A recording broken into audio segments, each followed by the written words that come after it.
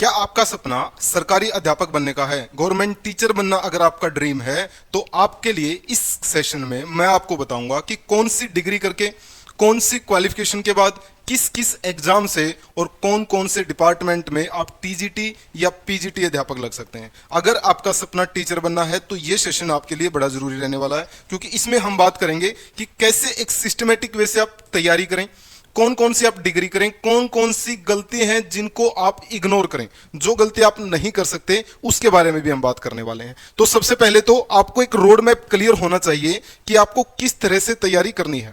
आप ऐसा ना हो कि आप लग किसी दूसरी डायरेक्शन में रहे हो और जाना किसी दूसरी डायरेक्शन में रहे हो। तो आप स्टार्टिंग से ही, जैसे आप 12th पास करें, ग्रेजुएशन की तरफ जाएं, तो डिसाइड कर लें कि आपको किस डिपार्टमेंट में जाना है। अगर अध्यापक बनना है तो उसके लिए आपको क्वालिफिकेशन भी वैसी ही करनी पड़ेगी।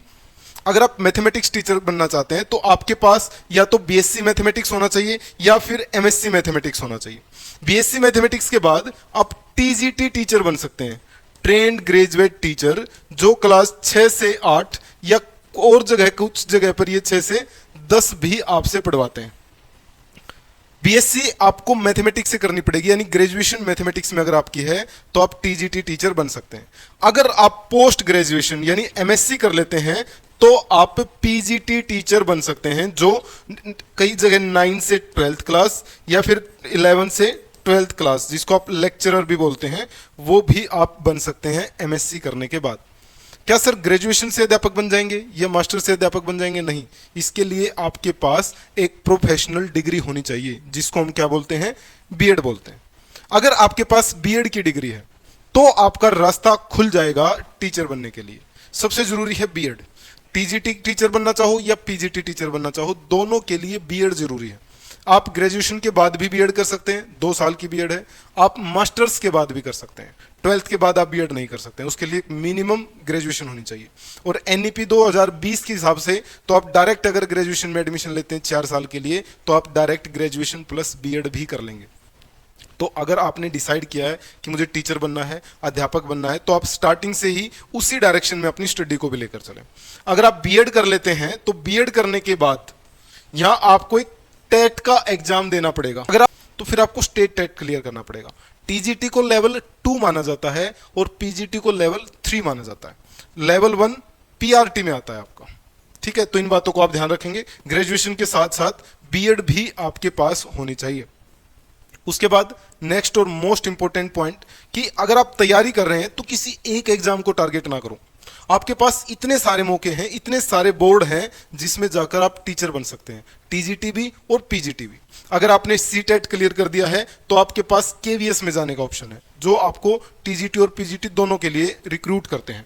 एनवीएस में जा सकते हैं, DSSS में जा सकते हैं, ये आपका एलिजिबिलिटी टेस्ट है। ईएमआरएस में जा सकते हैं, स्टेट के टीजीटी और पीजीटी में भी आप जा सकते हैं। आपको बस एक तैयारी करनी है और मल्टीपल ऑप्शंस आपके लिए खुल जाते हैं। जैसे किसी और एग्जाम में आप जाते हैं तो आप उसी एग्जाम की तैयारी करते हैं। जैसे हरियाणा पुलिस की तैयारी करनी है तो वो दिल्ली पुलिस में नहीं आएगी काम। लेकिन अगर आप टीचिंग की तैयारी कर रहे हैं तो सारे जितने भी टीचर के एग्जाम होते हैं सभी में आपकी एक तैयारी काम आ जाएगी। 80 से 90% जो सिलेबस है वो कॉमन होता है सब में। आपको एक एग्जाम को नहीं, सभी एग्जाम को टारगेट करना है। इसका मतलब क्या है कि किसी एक एग्जाम के पीवाईक्यू नहीं लगाने हैं, किसी एक एग्जाम के प्रीवियस ईयर पेपर नहीं देखने हैं। जो भी टीचिंग के एग्जाम्स हैं उन सभी के पीवाईक्यू लगाइए, उन सभी के प्रीवियस ईयर पेपर देखिए, ताकि सारे एग्जाम्स का आपको क्लियर विजन रहे कि किस में किस टाइप से क्वेश्चन पूछे जाते हैं। सिलेबस सबका सेम है। ठीक है, तो आप इन इतने सारे एग्जाम्स को टारगेट कर सकते हैं एक साथ। तैयारी करने का सही ऑर्डर क्या है? अगर आप तैयारी करना शुरू कर रहे हैं तो सबसे पहले तो आपकी जो क्वालिफिकेशंस हैं वो कंप्लीट कीजिए। उसके बाद इन्हीं के साथ साथ आप एग्जाम्स, सभी एग्जाम्स के पीवाईक्यू लगाइए, सभी एग्जाम्स के जितने भी टीचिंग एग्जाम्स हैं। पेडागोजी कीजिए, मैथमेटिक्स की पेडागोजी बहुत जरूरी है। जैसे केवीएस में डायरेक्ट यहाँ से 15 से 20 क्वेश्चन पूछे जाते हैं, DSSS में यहाँ से क्वेश्चन पूछे जाते हैं। कोई भी एग्जाम आप देंगे तो पेडागोजी आपसे पूछी जाएगी। सिंपल है, एक बार आपको पढ़ना है। मॉक टेस्ट लगाते रहिए, मॉक टेस्ट बहुत जरूरी है। सभी एग्जाम्स के मॉक टेस्ट लगाइए, मिक्स लगाइए। आपको ईएमआरएस का मॉक टेस्ट मिल गया, लगा लीजिए। अगले दिन एनवीएस का मिल गया, लगा लीजिए। जब तक आप किसी भी अब बोर्ड के फॉर्म फिल नहीं करते, केवीएस का फॉर्म फिल नहीं किया है, तब तक आप क्या करें, सारे जो भी आपको एग्जाम मिले उसका पेपर लगा लो, उसका मॉक टेस्ट लगा लो, स्कोर देखते रहो, किस चैप्टर में कमी है उसको और बिल्ड करते रहो, स्ट्रॉन्ग बनाते रहो, फाइनल रिवीजन करो। यही क्या है, आप इस प्रोसेस को ही फॉलो करके सिलेक्शन ले सकते हो। यही एक सिंपल सा तरीका। सिलेबस पूरा करो, मॉक टेस्ट लगाओ, मॉक टेस्ट में जो डाउट आए हैं, जो गलतियां हुई हैं उनको एनालाइज करो, उसको रिवाइज करो, रिपीट मत करो, खत्म बात। बस ये 4 बातें करनी। फिर जो बात उठती है जरूरी और सबसे इंपॉर्टेंट कि कौन कौन सी गलतियां हैं जिसको आपको अवॉइड करना है। ज्यादातर को ये रहता है कि सर नोटिफिकेशन कभी 1 साल में एग्जाम हो गया, कभी 2 साल में हो गया, कभी 3 साल में हो गया, आज तैयारी कर ली, क्या पता अगले साल एग्जाम हो ना हो, तो तैयारी खत्म थोड़ी हो जाएगी। आपने जो पढ़ लिया वो आपको कॉन्फिडेंस देगा।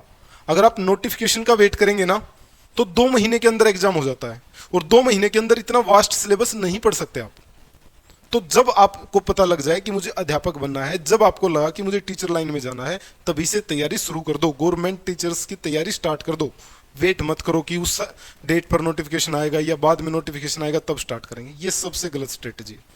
आप अपनी तैयारी को स्ट्रॉन्ग रखो, पढ़ते रहो। अगर पेपर नजदीक नहीं है थोड़ा कम पढ़ लो, पेपर नजदीक है थोड़ा टाइम ज्यादा बढ़ा दो, लेकिन पढ़ो डेली, प्रैक्टिस डेली करते रहो। मैथमेटिक्स के अंदर प्रैक्टिस बहुत जरूरी है। सिर्फ एक एग्जाम की तैयारी करनी कि एक एग्जाम का सिलेबस देख लिया और उसके पीछे पड़ गए कि जब भी ये होगा, जैसे केवीएस के पीछे पड़ गए, सर 18-19 में हुआ, उसके बाद जब भी होगा इसी की तैयारी करेंगे, इसी में लगे रहेंगे, फिर वो 23 में हुआ, 26 में, 27 में हुआ, तो बस उसी को फोकस करेंगे। सर नहीं, इसमें आपका टाइम खराब होगा, 3-3, 4-4 साल खराब हो जाएंगे। इसके बीच में जितने भी आपके टीचिंग के एग्जाम होते हैं सबको टारगेट करो, सबके फॉर्म फिल करो, सबके लिए रेडी रहो, सबको पेपर को दे के आओ, आपका किसी ना किसी में सिलेक्शन जरूर हो जाएगा। फिर क्या करते हैं, पीवाईक्यू को इग्नोर कर देते हैं। पीवाईक्यू करने की क्या जरूरत है, चैप्टर तो पढ़ लिया सर। नहीं, इसके बिना कॉन्फिडेंस नहीं आएगा। ये आपको जो एग्जाम का माहौल होता है वो आपको पीवाईक्यू देता है। हर एग्जाम में जाकर आप माहौल को चेक करेंगे तो उसमें तो बहुत टाइम लग जाएगा। घर पर बैठकर पीवाईक्यू लगाइए, विद इन टाइम लगाइए, वो आपको एग्जाम जैसा एनवायरनमेंट क्रिएट करेगा। और जब एग्जाम जैसा एनवायरनमेंट घर पे होगा तो एग्जाम में भी आपको घर जैसा महसूस होगा, और पेपर को क्लियर करने का आसान सा आपके पास क्या बन जाएगा, एक तरीका बन जाएगा, पेपर को निकाल पाएंगे। रिवीजन को स्किप नहीं करना है, रिवीजन जरूर करना है, कंसिस्टेंसी रखनी है। ये नहीं कि 10 दिन पढ़ लिए, 15 दिन पढ़ लिए, उसके बाद एग्जाम आएगा तब। कंसिस्टेंसी रखो, चाहे कम टाइम पढ़ो लेकिन पढ़ो जरूर। ठीक है, तो मुझे उम्मीद है कि आपके जो डाउट होंगे किस तरीके से आप जा सकते हैं, कौन कौन से एग्जाम में जा सकते हैं, कौन कौन सी क्वालिफिकेशन के बाद जा सकते हैं, वो क्लियर हो गए होंगे। नेक्स्ट सेशन में और कुछ इंपॉर्टेंट इन्फॉर्मेशन आप लोगों के लिए लेकर आऊंगा। तब तक के लिए जय हिंद।